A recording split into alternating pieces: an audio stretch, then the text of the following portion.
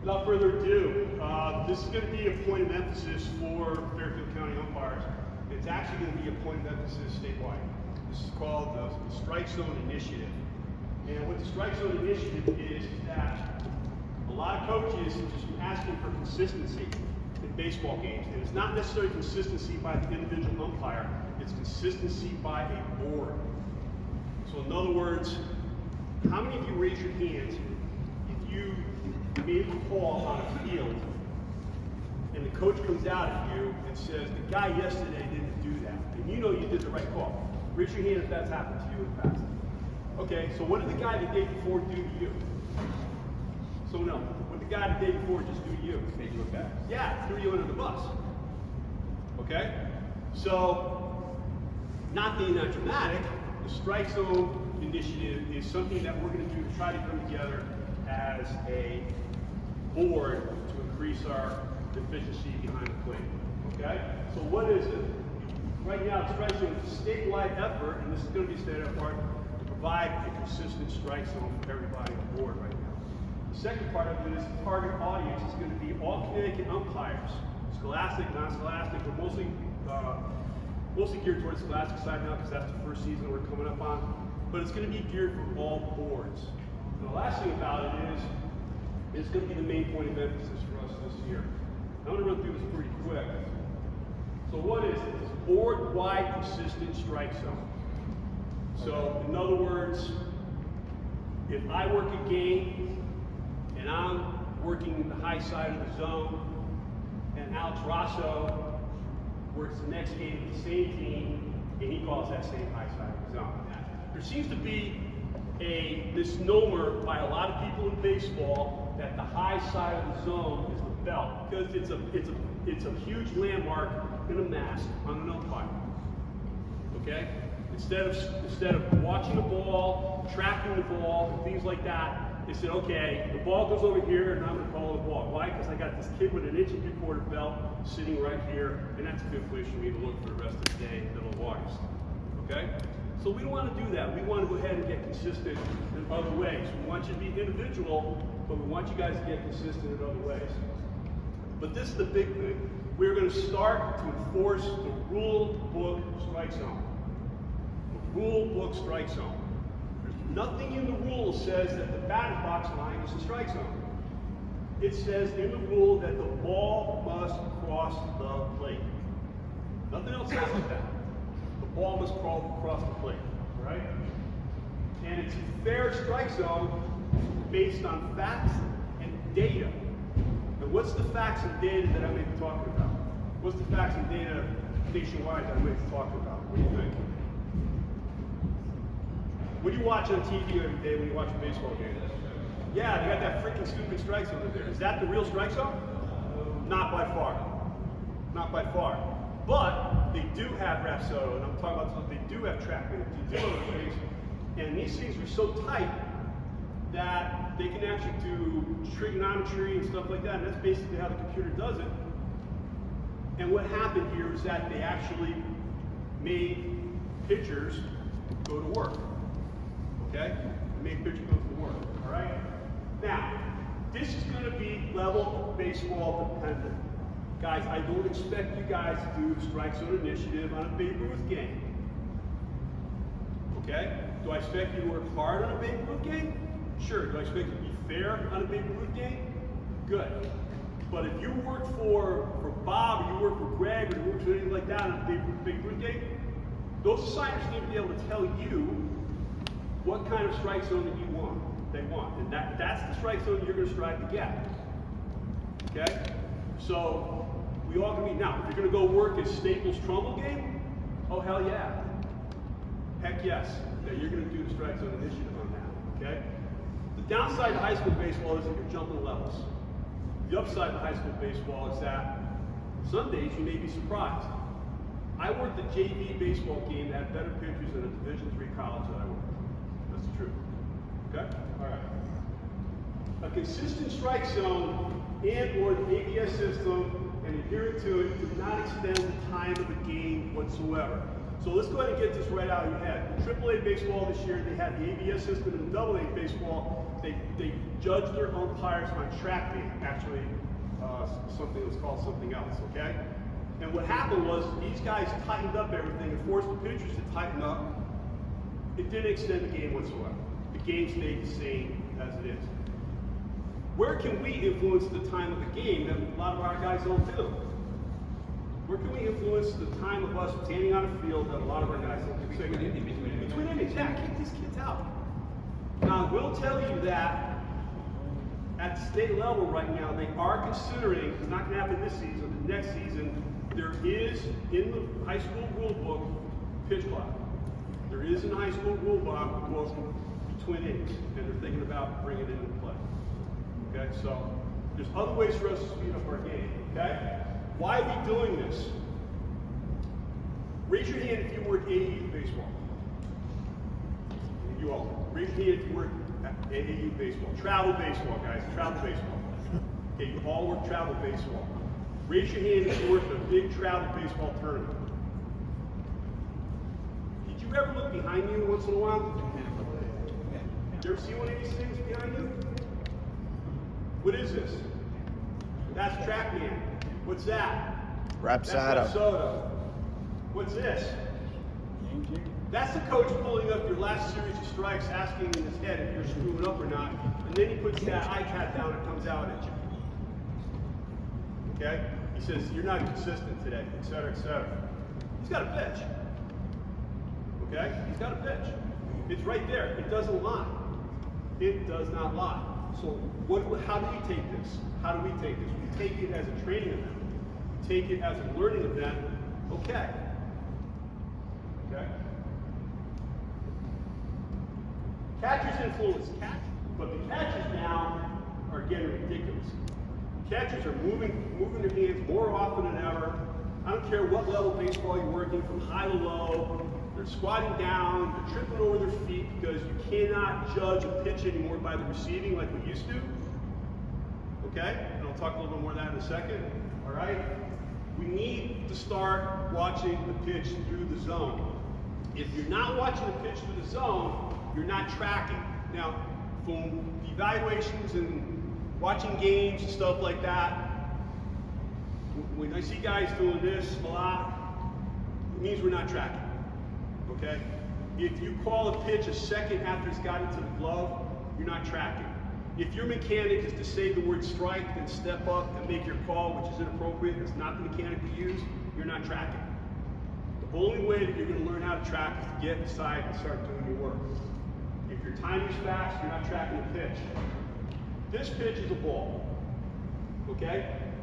Many times in the past, we would call this a strike. You see the blue line? That's the edge of the plate. This is straight down right here. It's right before the blue line right there. And just notice the way the catcher is leaning on the inside. If you come to some of the cage work, we talk about that. We talk about catcher's influence and how actually catchers blow the pitch. So this catcher right here totally presented it inappropriately. Right here. Okay? And that should have been called a ball. Maybe it was, maybe it wasn't. Right? All right. So here's the biggest thing. What we're going to do, and Bob Rhodes came up with this analogy. We used to call a strike zone from here to here with the screen being the plate, but the sides being the edge of our strike zone. Now what we're going to do is that screen being the plate and the strike zone is right at the edge of the plate. But what we're doing, we're going up. We're going up and we're going down. Okay? That's our goal. Start going up and start going down. And here's the thing. I'm talking to the assigners. And I'm talking to the scholastic assigners. And I'm talking to the non-scholastic assigners. Back your guys. You get phone calls, back your guys. Because what I want the guys to say, why are you calling that a high pitch? Because my boss wants it that way. Because my board wants it that way. If you work with an SCCABU hat on your head working a game, this is what we want you to do. Again, level dependent. Level dependent. All right? This is not a strike, guys. This is not a strike. That's not a strike. That's a half ball off. Okay? And how do you get that? How do you learn how to do that? You learn how to do that by training. Just can't get on baseball fields, guys, nowadays, for what we're being asked to do. All right? You got to start working on some things like that. It's not a strike. These are strikes. And why is that? Because we're tight enough side to side, but a portion of the ball has crossed the plate. It doesn't have to be the whole ball. It doesn't have to be a half of a ball. It could be, if you were to transect a baseball in little tiny pieces, like an avocado, a portion of that avocado could be over the plate. That's a strike. But if none of that avocado is over the plate, it's not a strike. All right? It levels the playing field for the batters. You say, well, how are we going to work this on the pitcher, for the pitcher? Well, this is what we're going to start doing. And you can see the lines right here. We're going to demonstrate in a second that this is the top of the strike zone, the midpoint between the shoulders and the belt on up. But understand something, and I'll demonstrate in a second, there's another ball on top of that. Remember that. The ball is at the center of the strike zone. The center of the ball is not the strike zone. Any part of that ball is the strike zone. So you see Bryce Harper right here, he's going to turn around and start pitching at the umpire in a second. This is Joe West. And that's that. But we're going to talk a little bit about what's a good landmark. Actually, Kris Engstrand here, he's going to talk a little bit about a high side would be a good landmark for you guys to work on, okay? Let's talk a little bit about the slot, all right? Many of us aren't in the slot. If you can't see that outside pitch, if you're not targeting down range to see that outside pitch, and if you're not close enough to that catcher, especially with no runners on, you're not in the slot. And if you're not in the slot, you're not going to see that outside zone. And more importantly, you're not going to see that outside zone follow the ball. Okay? Or that slider that just picks up on the outside. You should be able to put a document on the ground in front of you in this particular area right here. In a second. In a particular area and be able to read it. And then you know you're in the slot. The second thing is that we're not getting close enough to the catchers. Okay? You cannot be in the slot and be back. It's actually more dangerous to be in the slot or not be in the slot and be further back. So look at this graphic I made up right now. That's the slot. This umpire can see clear to the other side. And a trick that Kris is going to talk about later on is maybe pick a landmark in the third circle and do something. Okay? All right? He sees clearly the other side, and especially with a left-handed batter. Many of us struggle with left-handed batters. The other part of it being in the slot is that I don't care if I see the release of the pitch. I really don't care if I see the release of the pitch. What I care about is seeing, our goal is seeing the pitch go through the zone. I don't care how the catcher catches it.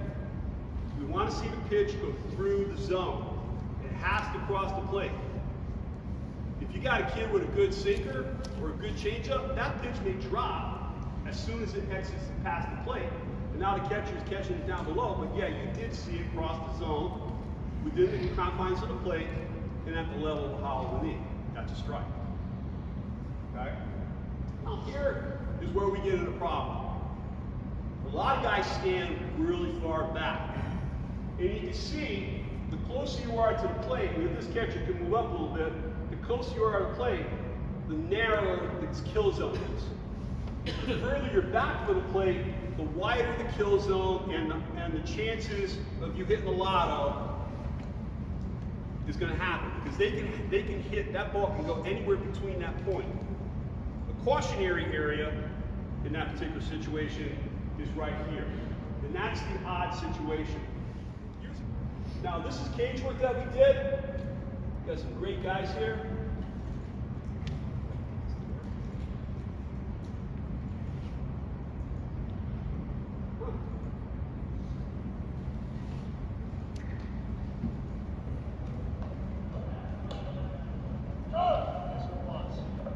Now I'm above on a ladder, and I'm looking down. This is Jimmy Lewicki right here.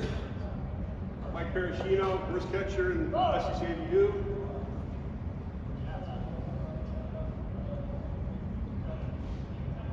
All right, so what I asked him was, where do you have that pitch? And I didn't tell him it was right or wrong, I just said, where do you have it? Okay, notice Jimmy's timing. Jimmy went from a little fast that day, now he's slowing it because he's in the slot. You can see that pitch now, and because you can see that pitch, we want to process that pitch in our head and then make the call. And then he makes the right mechanic. He stands up, says strikes, and mechanic at the same time. Why does that happen? Because that slows him down even further. That slows him down. If you see the glove, comes into the glove, you say the word strike, then stand up and make your mechanic, you're going too fast. And the guys who do that, if they actually just shut up before they make their call, they would have the most perfect timing ever. Because then they're seeing it and they're going in their head, okay, that's a strike. They go up and make their call. In the same motion, in the same timing as they had before. Okay? Sorry. So this is the kind of thing we do at cage work. Okay? So this is going to be a work in progress. I don't expect you guys to do it this year. I expect a couple years worth of work to get this initiated. Okay? Again, 2 season goal, right? Here's the big thing. In anything we do as umpires, especially when it comes to training, you guys got to be willing to get out of your comfort zone. All right? Okay. We absolutely need the training, okay, because you're representing us, okay? The evaluation system is going to be in full place this year, and the guys are going to be looking for it. We're not going to tell you you're doing anything wrong. We're just going to ask you to go ahead and maybe what did you see, how did that help out, okay? And I'm asking the assigners, scholastic and non-scholastic, please be patient with this process. I'm not asking the world, and I understand you guys got to get games in, get them done, 5, 6, 7 games time at a time. But just be patient with us so we can work with this, okay? The philosophy of the training team is non-scholastic baseball is there to learn. So we work for the highest level of baseball, which we do in this county, which is the FCA. All right? Strike zone initiative. Knowing you can do your job equals confidence, equals postseason assignments, equals fun. And that's what we're all about. Can I have the 3 guys up here real quick? I got 5 minutes to demonstrate this. Chris, you want to talk about up and down? Sure. Okay.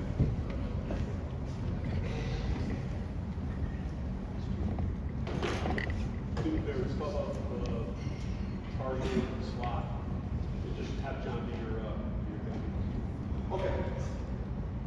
So targeting, when Russ uses the term targeting, right? Every field you go to, whether it's a turf field or dirt field or anything, right?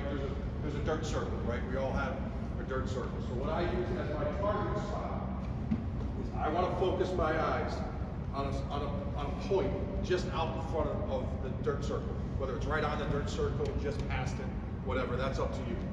Because for years, right, we were taught, get down in your stance, look at the pitcher, right, focus on the pitcher, watch the release, watch the release, watch the release. So our eyes are really comfortable when we're looking straight ahead, right? They're really relaxed because that's where we were focusing, right, way out here. But as the pitch came, it got closer and closer and closer, our eyes were working harder and harder and harder because that's not where our focus was. Our focus started out here, we tracked it all the way to here, and our muscles were working really, really hard. We want our muscles, our eye muscles to be the most relaxed. The easiest place is right here, right? We want the money shot to be right here, so that's where we should start our focus. So you want to see the pitcher, but the pitcher should be almost blurry, right? So from a blurry point of view, you can still see blocks, you can still see all that other bullshit. And you can't see the release. But what you really want is your eyes to be most relaxed when it crosses the plate. So before every pitch, and now you're going to have to get into a timing with this, with your pitcher and how fast they're working, and if they're working fast, God bless you, that means it's a good game, right? So you put your eyes right down there, like whether it's with that dirt circle, you know, that little metal spot, or somewhere where Russ is pointing, 4, 5, 6 feet out, 7 feet out, 10 feet out, whatever you're looking at, you want your eyes there, and then as soon as you get there, then you lift it up to the pitcher. Never moving your head, never moving anything, because with tracking, if you've heard me talk, or Russ or anybody, tracking is all about eyes. Timing is all about your eyes. You have fast timing, slow timing. All they're talking about is the proper use of your eyes. If you track the pitch all the way to the plate, all the way to the glove, your timing, I promise you, will be perfect. If you're fast or you're slow, it's because you're not tracking the pitch with your eyes. It's literally that simple. So for targeting, You just go ahead and stance. Judge your target. So if he's targeted, right? I try to look down. Some people kind of look high. I look down. That's just me. I look dead down like this, and then I'll just bring my eyes down, up, down, up, down, up. And when you get used to it, you'll just do it automatically. It'll become muscle memory. And it just makes it so much easier as the pitch is coming in. The high strike. All right, so the high strike has been, as Russ said, the biggest topic from 10U to high school to whatever level of baseball you work at, it doesn't matter. And that's 100% true. I worked in the COVID year, I think I worked 5 national tournaments because that was the only thing playing in the summer. I was in Kansas City, Indianapolis, Atlanta, and every single field I went on, from 10U to 19U, had Chapman. It's unbelievable. And they watched every pitch, and they gave you a report after every game at 15-year-olds. And what they found was people were afraid to call the high strike. Most of those pitchers were here. Because for years, everybody was taught this was the top of the zone. And why was that? Russ sort of explained it. But the main reason was for years, we umpired to the dugouts. So we wouldn't hear them pitch and moan, right? We umpired to the dugouts. Because they could see this on that angle. They can't see this. They have no idea really if it's in or out. So that's why the zone went from wide to now it's like this, because now they're all using the technology to look at your strike zone versus what they observed from a dugout. And that's at every, I mean, there's going to be at high schools. Obviously, wouldn't be surprised if almost every FCI school had a track. Alabama, every high school has that track. So that's why it's changing. So it's changing at every level through this initiative. We call it an initiative, and basically it's just enforcing what's in the rule book. We call it that because everything's on TV. I don't care what you think. Your 10-year game is going to be streamed somewhere. Somebody's got it, right? It's going to be there. So what do we use? How do we judge the top of the strike zone? It's the hardest part. For me personally, when I squat, I try to set my eyes at what I believe is the top of the zone. So my stance will go as far as what I think is the top. So I know if I got to lift my eyes up to see the ball, it's a ball. If I got to look down, I'm good. But what I use on the uniform as a landmarker, almost, not every uniform, has a number right there, right? Most of them, if it's anywhere in the number, it's a strike. If it's anywhere above the number, it's a ball. Right? So this, Turn sideways, Jackson. that is a strike. That is a strike. Because the bottom of the ball is at the top of the zone. Now you're going to get a lot of shit for this one. So be careful about that one. But don't miss that one. You want games that aren't on pitch clocks or action clocks? Call the top of the zone and call the bottom of the zone. That is a strike. By rule book. That is a strike. Because the strike says the hollow of the knee. This is the hollow of the knee. Right? And call it on the plate. What it is when the batter's way back here and you're watching the ball be down here. The strike zone's over here.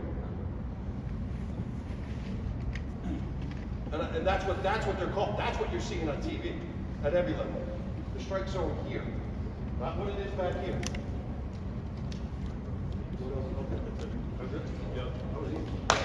Understand something about the side to side. When we work this training, we ask the guy to make the call and then call the color. Right? And the only reason why we say that is that no, it was off the plate by half ball. It's yellow. It's not strike. So they say, okay, then it literally happens the next pitch. The same pitch goes, because I can work that pitching machine, ask guys, I can work it really well. And then they call it a ball, and I said, yeah, it makes sense now. It makes sense. It doesn't take much. Guys, you can't go into the season cold. You can't work at working the scrimmage is working in coordination with your field partner. It's not working with balls and strikes. All right? We got Sundays. This Saturday we have live batting. It's the first chance we have with a partnership with Technique Tigers, and it's going to work. Everybody's invited. Thank you. Thank you.